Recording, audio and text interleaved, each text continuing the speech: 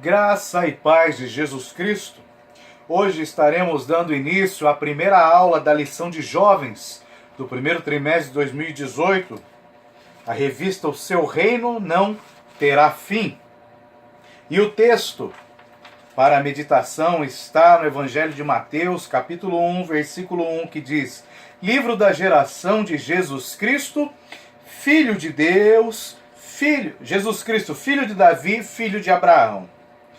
O objetivo principal do Evangelho de Mateus é mostrar que Jesus é o Messias que foi anunciado pelos profetas no Antigo Testamento. Ok? O que nós precisamos entender nessa questão do Evangelho de Mateus, neste livro, é o início, né? Tudo tem um começo. E o Evangelho de Mateus, ele é o primeiro dos evangelhos que nós encontramos no Novo Testamento, e ele tem um começo, ele tem um propósito, e nós precisamos entender qual é esse propósito, né? Existe algumas incertezas sobre a data que ele foi escrito, entre 60 depois de Cristo até 85, né? Alguns chegam até a questionar quem é o autor, mas nós consideramos Mateus como o autor, e uma data provável dele ter escrito este evangelho é antes do ano 70 depois de Cristo, porque o ano 70 foi onde ocorreu a destruição, né, de Jerusalém pelo general Tito, e isso não está registrado no evangelho. Então, a data provável é que ele tenha sido escrito antes, período ali de 60, mais ou menos, ok?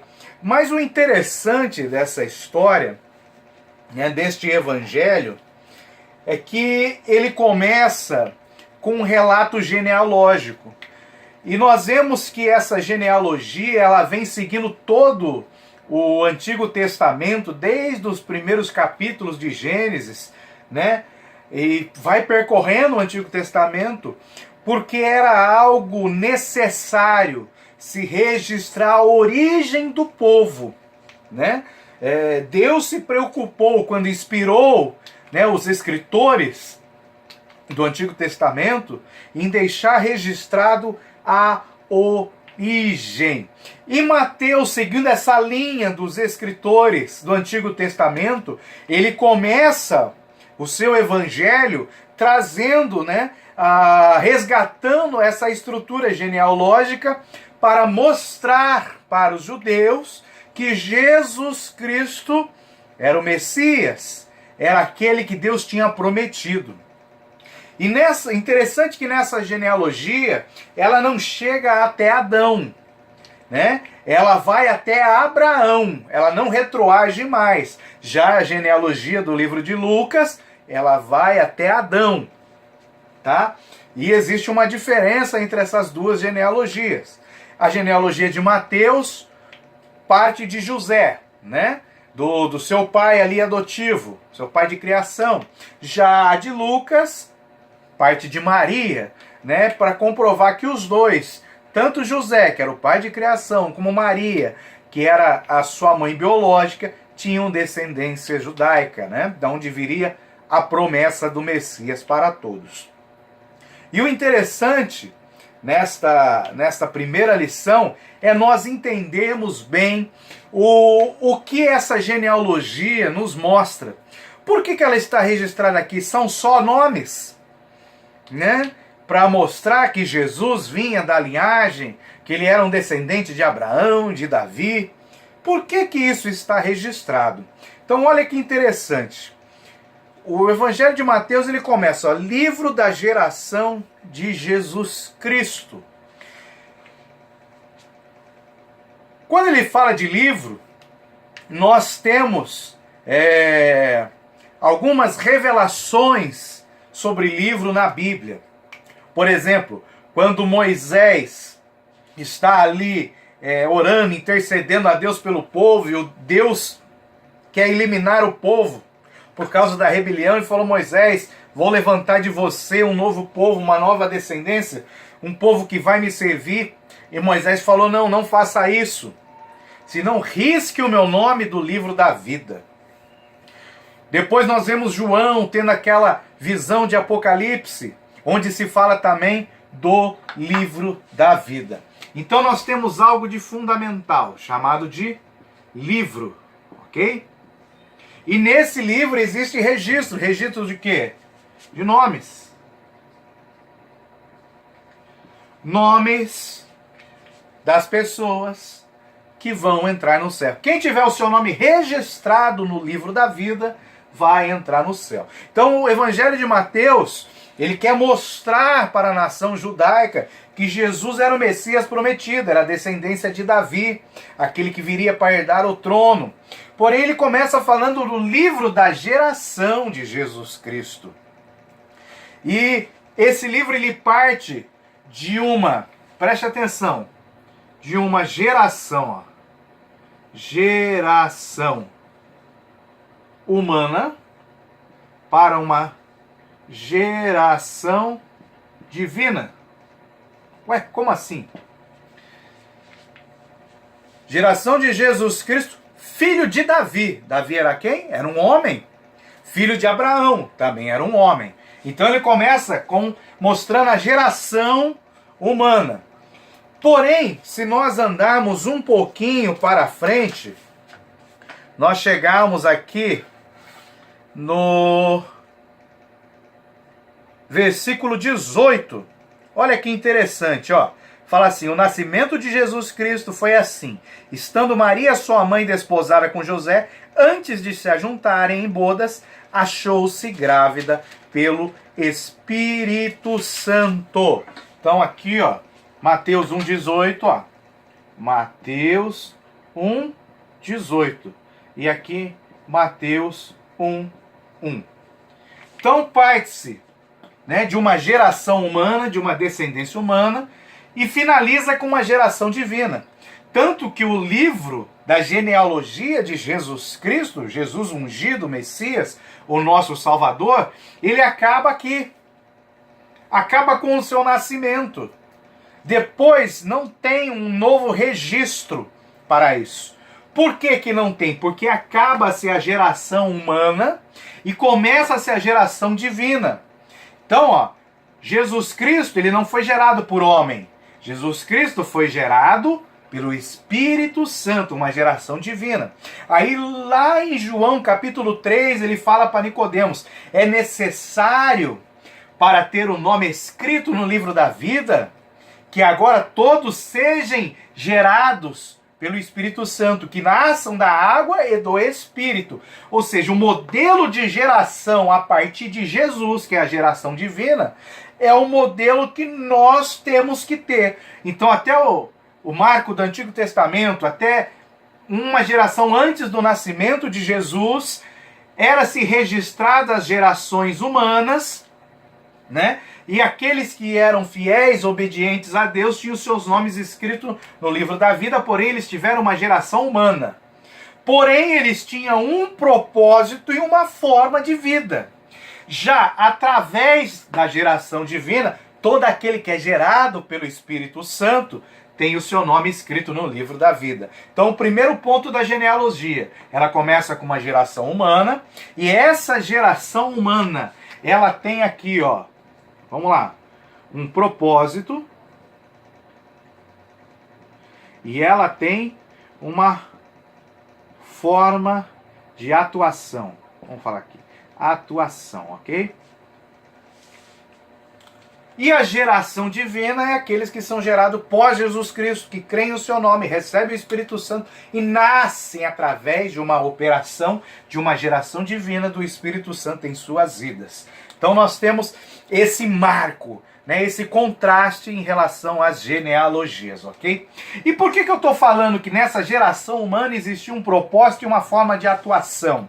Porque ele fala assim em Mateus 1, livro da geração de Jesus Cristo, filho de Davi, filho de Abraão. Olha que interessante, Abraão é antes de Davi. E geralmente você começa do mais antigo para chegar no mais novo. Se você der continuidade na geração da genealogia, Abraão gerou Isaac, Isaac gerou Jacó, Jacó gerou a Judá. Você vê que ela vem, né, do mais antigo para o novo. Só que ele começa diferente, ele não começa do mais antigo para o novo. Ele começa de Davi para Abraão. Para Abraão. Olha que interessante, ele vai de Davi para Abraão. Por quê? Porque ele está nos mostrando que o mais importante não é a genealogia, não é a ordem. O mais importante é o propósito que nós temos que ter na nossa vida. Jesus era filho de Deus, não é isso? Jesus, o Filho de Deus, aquele que foi gerado pelo Espírito Santo, nasceu da Virgem, deixou a sua divindade e se tornou filho. Ok? A sua alma já coexistia com Deus. Mas ele veio a esse mundo como filho de Deus, gerado por Deus. Quando Jesus veio, ele tinha um propósito. Então ele disse, eu e o Pai somos um. Né? Os discípulos o seguiram. A multidão o seguia, mas eles não respeitaram a genealogia. A genealogia só foi tomada como base, como fundamento, depois que ele ressuscitou e utilizada para aqueles que creem no seu nome. Os que não creem desprezam a genealogia. Então a genealogia ela se tornou algo profético para aqueles que creem em Jesus Cristo. Porém, Jesus ele veio com um propósito. E os judeus achavam que o propósito da vinda do Messias era para libertar eles do jugo romano, né, do cativeiro, do domínio da nação gentílica. E o Messias viria para reinar com eles, trazer a liberdade para eles. Só que não era esse o propósito inicial. O propósito inicial é que o Messias viesse, sofresse, morresse e ressuscitasse para depois, né, vir subjugar, trazer juízo às nações que oprimiam o povo de Deus. Então eles não entenderam o propósito. Aí Mateus escreve primeiro, filho de Davi, porque Davi tinha um propósito. Qual era o propósito de Davi? Ser rei. Então o propósito vem antes da genealogia. Então ele fala, o propósito é ser rei, né? O propósito é ser rei. Mas como? Qual é a forma de atuação? É através da fé. Aí ele põe Abraão. Então Jesus, filho de Davi, o propósito, morrer para salvar a humanidade. Forma de atuação espiritual, através da fé, agora dirigido pelo Espírito. E todos aqueles que nascem do Espírito, que têm uma geração divina, que isso acontece a partir de Jesus Cristo, tem um propósito nessa terra. Ide, pregar o evangelho, fazer discípulos, batizar em nome do Pai, do Filho e do Espírito Santo, ensinando a guardar todos os mandamentos que Jesus deixou. Tem um propósito. E qual é a forma de atuação? Através da fé, andando em espírito. Então Mateus ele deixa claro. Primeiro eu tenho um propósito, depois eu tenho a forma de alcançar, de desenvolver esse propósito, né? Então Davi veio para reinar. O rei ele conquista. O rei enfrenta o inimigo. O rei mantém a paz. O rei expande o reino. O rei cuida dos seus súditos. Então nós temos um propósito aqui na terra e nós temos uma forma de atuar. Nós atuamos através do Espírito Santo. Então, primeiro, o que importa é o propósito. E depois vem a origem, tá? A sua origem racial. E o interessante, quando ele começa, a partir do versículo 2, né? Abraão gerou Isaac, Isaac gerou Jacó. Começa ali, então, se vamos ler o versículo 17. Diz assim, ó, de modo que todas as gerações desde Abraão até Davi são 14. E desde Davi até a deportação para a Babilônia, 14. Então, ó, eu tenho aqui primeiro ciclo de 14 gerações. Aí eu tenho o segundo ciclo de 14 gerações. Aí eu tenho aqui, ó, o terceiro ciclo de 14 gerações, ok? Então ele fala assim, ó, de todas as gerações, desde Abraão até Davi. Aí eu tenho de Davi até a deportação para Babilônia, né? De Davi até Babilônia. E eu tenho aqui, depois, de Babilônia até Cristo. Até Cristo. Tá? Então eu tenho essas divisões. E quando eu começo aqui no versículo 2, ele já começa a falar do primeiro grupo dessas 14 gerações. Esse é o primeiro grupo. Então ele vai ali mais ou menos do verso 2 até o 4, né? Quando eu venho aqui, ó, Abraão até Davi. E assim eu vou embora. Porque ó, no verso 5, eu já começo a vir a descendência de Davi, falando de Jessé. No 6 vem Davi. Tá? Então eu tenho essa divisão. Por que eu tenho essa divisão? De Abraão até Davi, né? Eu tenho uma forma de governo, tá? Então eu tenho um governo que eu chamo de governo teocrático. O que é isso? Era Deus que dirigia o povo. Falou com os patriarcas, Moisés, levantou os juízes, os profetas. Porém, chegou no momento que a forma de governo mudou. Ela passou a ser uma monarquia. Ainda no final ali do período que Samuel estava julgando as nações como juiz e profeta, o povo pede um rei. E se estabelece um rei. Saul foi reprovado, porém Davi foi tido um rei segundo o coração de Deus. Então se começa um outro período, um período de monarquia. Então, no primeiro ciclo de 14 gerações, era Deus que estava no governo.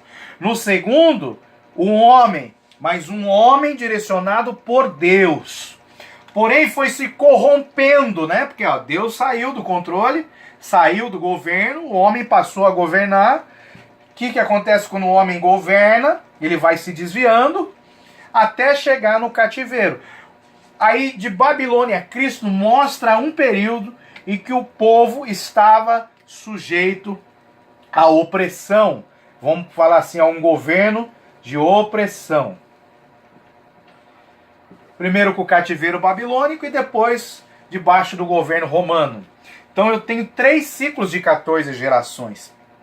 E essas gerações, elas estão marcadas aqui nesses primeiros 16 versículos, dentro dessa distribuição. Então olha que interessante. Ele começa falando do livro da vida, que até Jesus havia uma geração humana, que era uma promessa lá de Gênesis 3,15, que a semente da mulher iria vencer o mal, vencer o inimigo. Aí ele mostra primeiro Davi e depois Abraão, né? Ele muda, quebra a sequência, porque primeiro vem o propósito e depois a forma de atuar. Então você é chamado para a presença do Senhor. Quando você entrega a vida a Ele, você tem que entender que você tem um propósito. E esse propósito é a vontade perfeita de Deus, que você tem que cumprir. Como que eu cumpro? Através do exemplo de Abraão, através da fé. Então, primeiro Abraão teve um chamado para sair da terra, e depois Deus falou, ó, ser perfeito na minha presença, ser tu uma bênção. Então tem uma forma de atuação, mas atuar como? Para quê? Porque existe um propósito antes. Então propósito, forma de atuação, a geração humana até Cristo, e de Cristo para frente a geração divina com a geração do Espírito Santo. Aí eu tenho a quebra do governo, o governo teocrático, onde Deus estava governando, o governo monárquico, onde um homem, né, passou a governar o povo, e depois um governo de opressão, onde o inimigo vinha governar sobre o povo de Deus. Tá? Então é uma queda, né? Então eu posso falar, eu tinha aqui um governo teocrático, depois ele caiu para o monarca, depois foi para a mão do inimigo. Então, ó, eu tenho uma queda na forma de governo. Olha que coisa terrível, ó. Então, quanto mais o homem vai buscando a independência de Deus, quanto mais ele quer ser suficiente, mais ele vai se submetendo a outro homem. E quando ele vai se submetendo a outro homem, ele chega ao ponto de estar se submetendo até mesmo ao reino das trevas. Então ele deixa o reino de Deus, passa a viver um momento de transição de governo até ser governado totalmente pelo reino das trevas e passar a ser oprimido.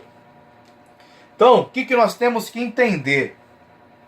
Quando eu analiso esse primeiro grupo de 14 gerações, né, nós vemos o livro da vida humana de Cristo, né? Vemos essa genealogia, essa geração humana. E a primeira coisa que Deus coloca nesse livro da vida, da genealogia de Jesus, né, e na nossa, primeiro é a herança.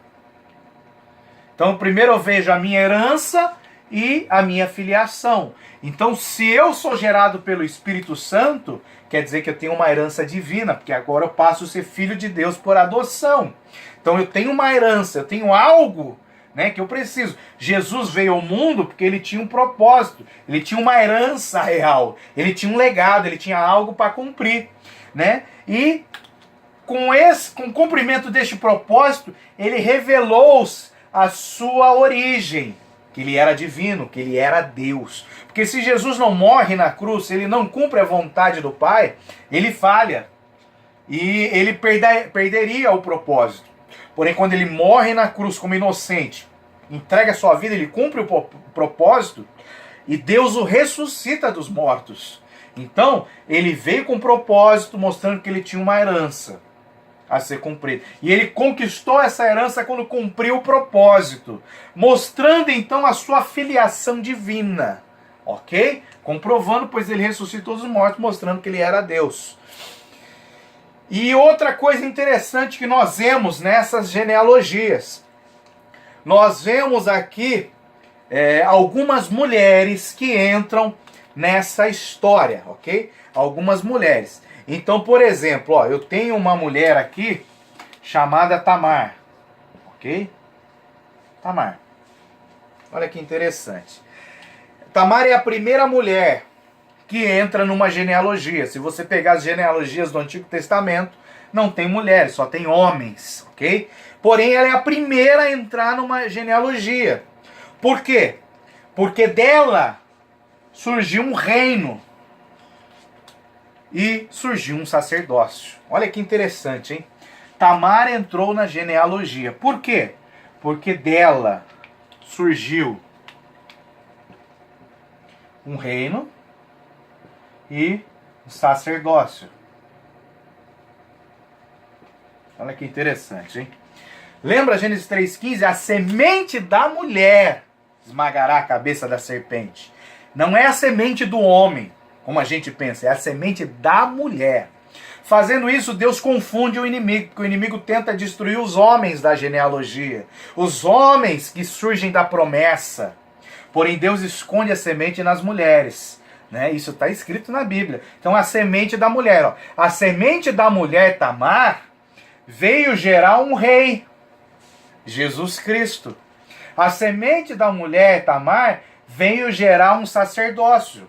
O sacerdócio de Jesus Cristo, sacerdócio eterno, segundo a ordem de Melquisedeque. Então Deus coloca uma mulher na genealogia para mostrar que a semente dela iria gerar um reino e um sacerdócio novo. De Tamar saiu ali os filhos de Judá, né? Porém era em Levi que havia o sacerdócio, não era em Judá. Mas de Tamar veio Jesus Cristo com um novo sacerdócio e com um novo reino, ok? Um reino eterno. Então nós vemos esses mistérios que estão aqui nas genealogias desse primeiro capítulo de Mateus, ok? Um outro detalhe interessante, nós vemos uma outra mulher chamada Ruth. Uma outra mulher chamada Ruth. E olha que interessante, né? Ela era uma moabita.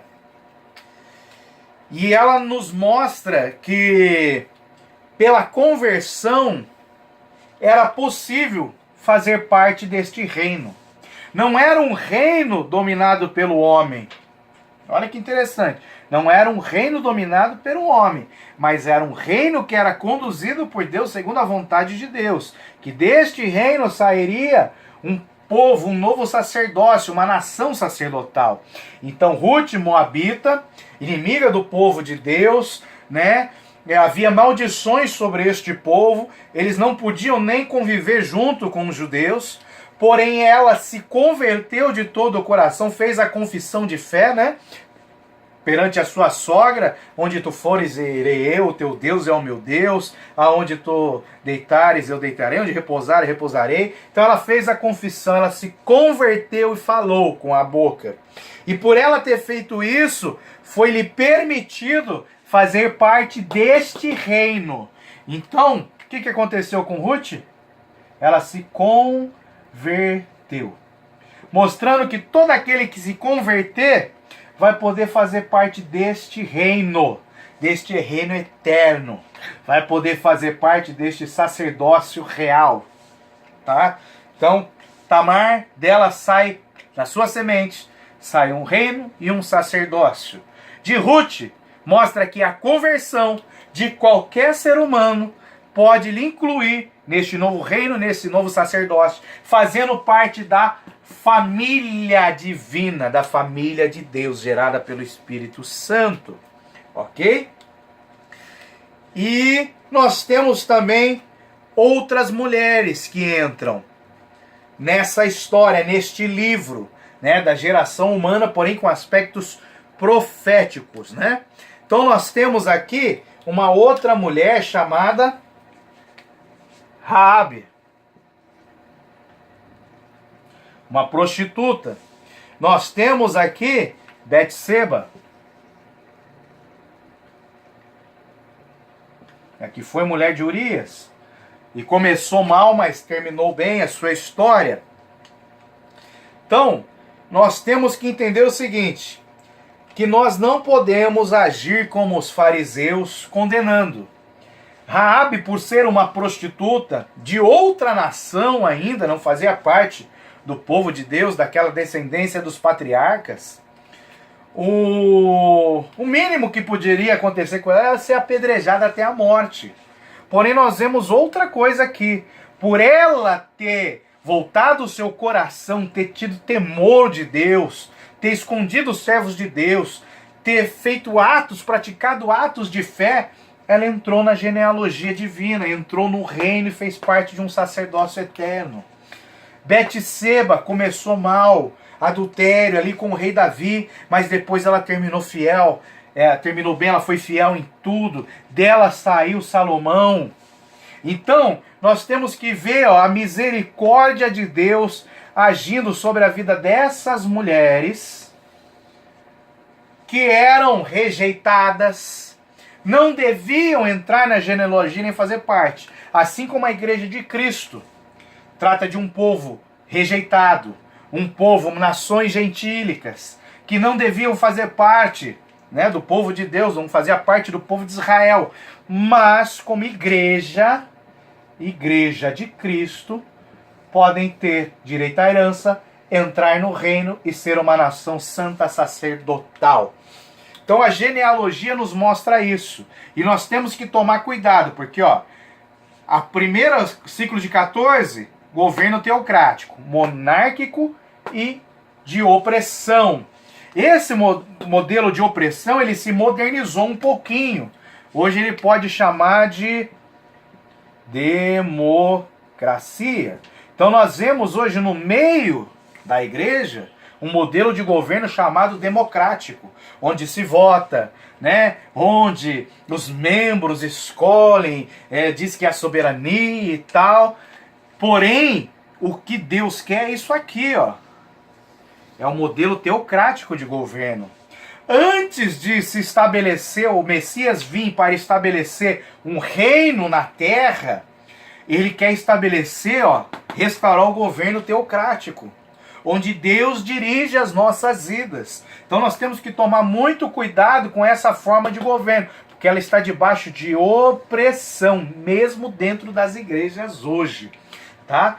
Então, esses são alguns mistérios da genealogia, onde Mateus escreveu para os judeus, para mostrar que Jesus era o Messias.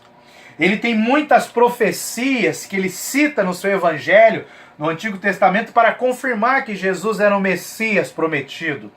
E nós vemos esse cenário.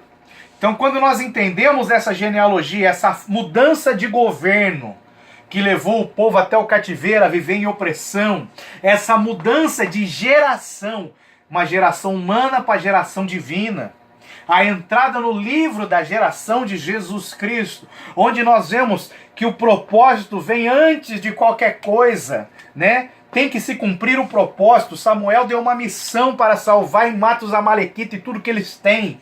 O propósito era esse. Ele foi e cumpriu parte.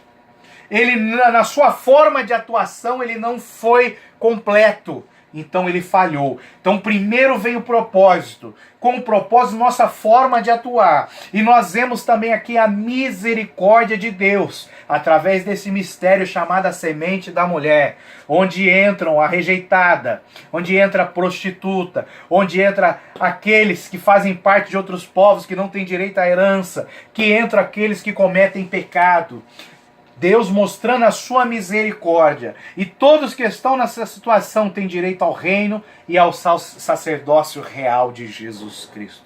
Então essa é a nossa primeira lição. Que Deus os abençoe em nome de Jesus.